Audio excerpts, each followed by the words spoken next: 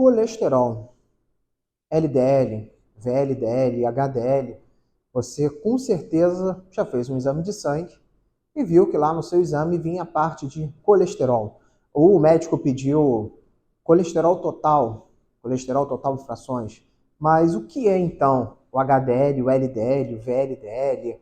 O que é o colesterol, né?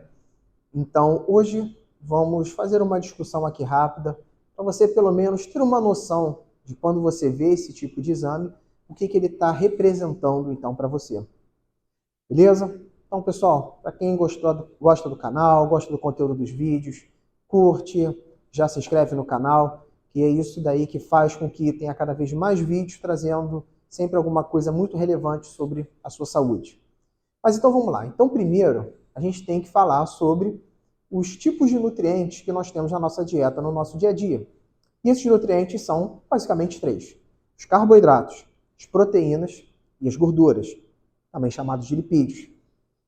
Os carboidratos são os mais comuns e os primeiros que nós pensamos quando falamos sobre uma dieta. Então, os carboidratos, a glicose, lactose, galactose, todos eles são carboidratos, que podem vir como grandes cadeias de carboidrato, como o amido das plantas, mas as unidades funcionais vão ser, no nosso caso do ser humano, o principal que nós utilizamos como fonte de energia, a glicose. No outro grupo, nós temos as proteínas. As proteínas são as unidades básicas formadoras de tudo ao nosso redor, de todo o nosso corpo. Então, quando nós pensamos na nossa constituição, as proteínas vão ser fundamentais para fazer o transporte pelo sangue, vão constituir as fibras musculares. Então, a proteína ela é a base estrutural do ser vivo. E, por último, nós temos os lipídios. Os lipídios também são conhecidos como gorduras e, apesar de serem muito mal vistos, muito mal falados, as gorduras elas são fundamentais na nossa dieta. Um exemplo clássico é a parede celular das células do nosso organismo. As células, elas são formadas na sua parede por lipídios. Então, os lipídios são fundamentais. Sem gorduras, não haveria vida. Mas as gorduras, agora pensando na nossa digestão, as gorduras, como todo mundo já reparou, elas não são muito bem solúveis em água. Basta você ver quando você coloca o azeite junto com a água, óleo junto com água, você vê que eles dois não se misturam. E isso acontece também na digestão. Para o organismo é muito mais difícil de fazer essa digestão de um composto que ele não é facilmente digerível em água. E o nosso organismo ele é 70% de água. Então, como que vai ser formado esse colesterol? A gordura ela não vai poder sair por aí andando sozinha pelo nosso corpo. Então, a gordura, quando ela vem da nossa dieta, da nossa digestão, primeiro, essas gorduras elas vão sofrer a ação da bile.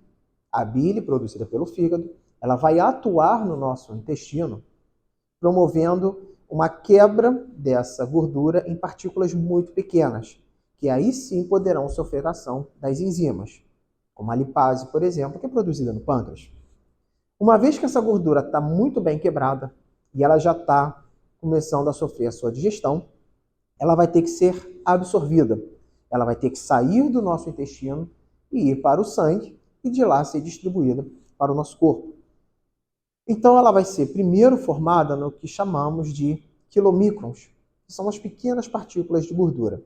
Mas essa gordura, depois, ela não vai poder andar sozinha pelo nosso corpo. Afinal, como eu acabei de dizer, as gorduras elas não são facilmente solúveis em água. Então essas gorduras elas vão ter que se ligar a proteínas. E essas proteínas vão ter que fazer o transporte da gordura pelo nosso corpo. E aí vão entrar as proteínas. E aí criamos os nomes que nós vemos no exame de sangue: VLDL, LDL e o HDL. E o que são isso? Essas siglas significam Very Low Density Protein, que é o VLDL, Low Density Protein, que é o LDL, e o High Density Lipoprotein, que é o HDL. Que são proteínas, e o que vai fazer essa densidade dessa proteína é a quantidade de gordura que essa proteína está carregando. Se você tem uma grande quantidade de gordura e uma pequena parte proteica, nós temos o VLDL. Se nós temos uma grande quantidade de gordura e uma quantidade pequena ainda de proteína, nós temos o LDL. E se nós temos uma quantidade grande de proteína junto com essa gordura, nós temos o HDL. E, de uma forma grossa, de uma forma mais leiga, basicamente a ideia é que o LDL ele vai agir levando essa gordura para os tecidos e o HDL ele age retirando essa gordura e trazendo de volta para o fígado, para ser metabolizada. E aí é onde entra o nosso problema. Primeiro, todas as gorduras são ruins? Não, não são ruins.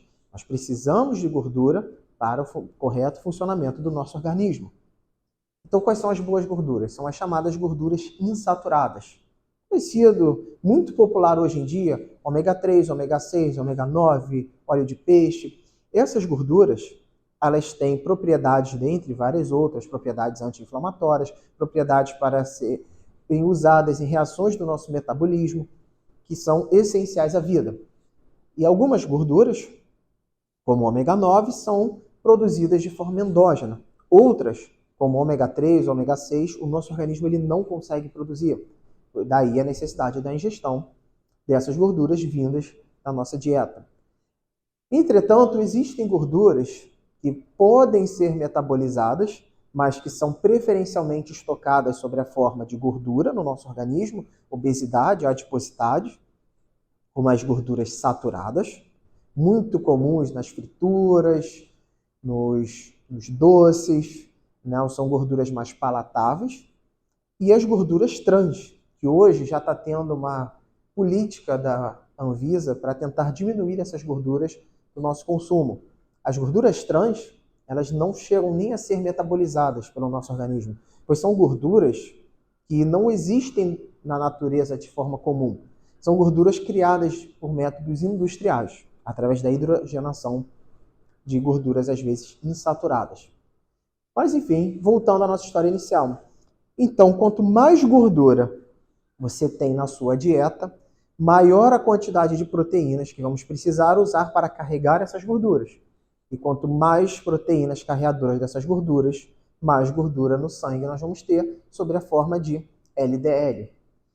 E as boas gorduras, as gorduras insaturadas, como, por exemplo, do óleo de peixe, do azeite, vão tender a formar o HDL, que vai ser considerado uma boa gordura, pois ela vai agir tirando esses depósitos de gordura que vão sendo depositados pelo nosso organismo. Então agora você já sabe, a grosso modo, quando você tem um exame de sangue, o que o médico está querendo ver quando ele pede o seu exame de colesterol, VLDL, LDL, HDL? Esse exame quer mostrar, primeiro, se você está comendo muita gordura, se a quantidade de gordura na sua dieta está dentro do recomendado, se a quantidade de gordura na sua dieta está numa faixa recomendada para você, pois o paciente ele é diabético, ele vai poder ficar na mesma faixa de gordura de um paciente não diabético? O paciente ele tem uma doença cardíaca, ele tem uma doença coronária, ele tem uma história de infarto. Então, a quantidade de gordura que eu espero para esse paciente não pode ser a mesma de um paciente que não tem nenhuma outra doença associada.